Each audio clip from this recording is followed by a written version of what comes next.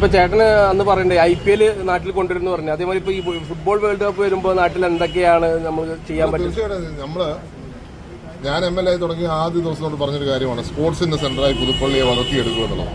അതിന്റെ ഭാഗമായി ടർഫ് തുടങ്ങി. ഇന്ന് നിങ്ങളിവിടെ സൂചിപ്പിച്ചു, ക്രിക്കറ്റ് അസോസിയേഷനുമായിട്ട് ഞാൻ ചർച്ചയിലാണ്. കേരള ക്രിക്കറ്റ് അസോസിയേഷനുമായിട്ട് ചർച്ചയിലാണ് പുതുപ്പള്ളിയിൽ ഏതെങ്കിലും ഒരു സ്ഥലത്ത് ഒരു സ്റ്റേഡിയം കൊണ്ടുവരുന്നത്. ഞാൻ ചുമ്മാ പറഞ്ഞതല്ല, IPL കൊണ്ടുവരണം എന്നുള്ളത് എൻ്റെ ഒരു സ്വപ്നമാണ്. പക്ഷെ അതിന് ചില കടമ്പകളുണ്ട്. അത് ഇന്റർനാഷണൽ സ്റ്റേഡിയമായി അങ്ങനെ നടക്കുകയുള്ളൂ. അത് ഇന്റർനാഷണൽ സ്റ്റേഡിയം ആവണമെങ്കിൽ എയർപോർട്ട് അടുത്ത് വേണം. എയർപോർട്ട് വന്നാൽ മാത്രമേ നമുക്ക് IPL ഇന്റർനാഷണൽ സ്റ്റേഡിയം കിട്ടുള്ളൂ. എങ്കിലും സ്റ്റേഡിയം വരും എന്നുള്ള തീരുമാനത്തിൽ ഞങ്ങൾ തത്വത്തിൽ അംഗീകരിച്ചിട്ടുണ്ട്.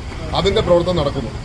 അതിനോട് ചേർന്ന് പുതുപ്പള്ളിയിൽ എവിടെയെങ്കിലും സ്പോർട്സിനെ സമഗ്രമായി കണ്ടുകൊണ്ട് ഒരു സ്പോർട്സ് സിറ്റി, അത് വലിയ സ്വപ്നമാണ്. പെട്ടെന്ന് നടക്കുന്ന കാര്യമല്ല. സ്പോർട്സ് സിറ്റി എന്നുള്ളത് വലിയൊരു സ്വപ്നമാണ്.